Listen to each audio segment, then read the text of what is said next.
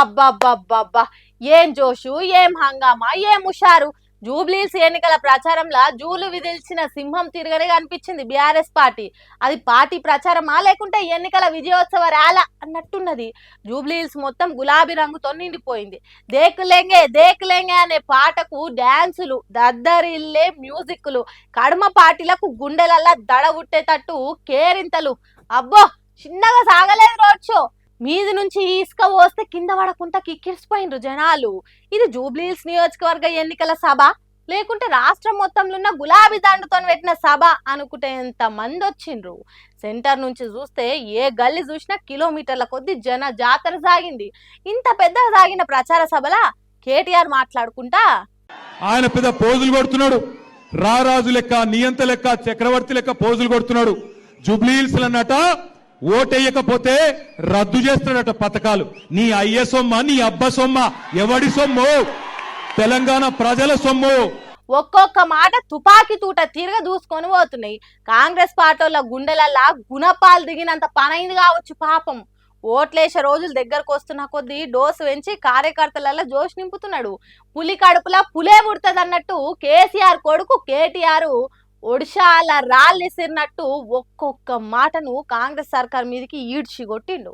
సునీతమ్మ గురించి మాట్లాడుతున్నారు వాళ్ళు కొంతమంది. ఆడపిల్ల కదా, ఆమె ఏం చేస్తుంది, కష్టం వస్తే పోయి చెప్పుకునే సౌలత్ ఉంటుందా ఆడపిల్ల దగ్గరికి అంటున్నారు. సునీతమ్మ ఒక్కటి కాదు, ఆమె కండగా నేనున్నా, ఆమె కండగా విష్ణువర్ధన్ రెడ్డి ఉన్నాడు, ఆమె కండగా పెద్ద మనిషి కేసీఆర్ ఉన్నాడు.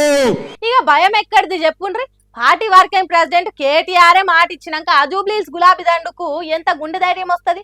కాంగ్రెస్ పార్టీలు కాదు కదా, ఇంకెవ్వడొచ్చినా సునీతమ్మను గెలిపించుకొని తీరుతామన్నట్టు రీఛార్జ్ అయ్యిండ్రు.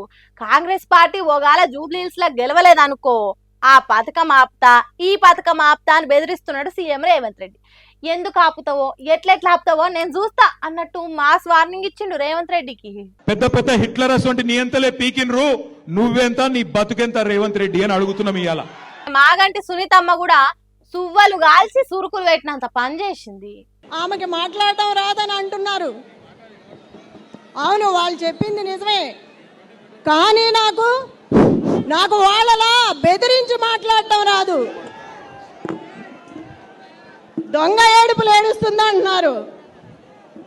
అందరినీ ఒక మాట అడుగుతున్నా, మీ ఇంట్లో ఎవరన్నా చనిపోతే మీరు బాధపడరా? చనిపోయిన వ్యక్తి గురించి వేలాది మంది తరలి వచ్చి అమ్మా నీకు మేమున్నామంటే గుండె బాధపడదా?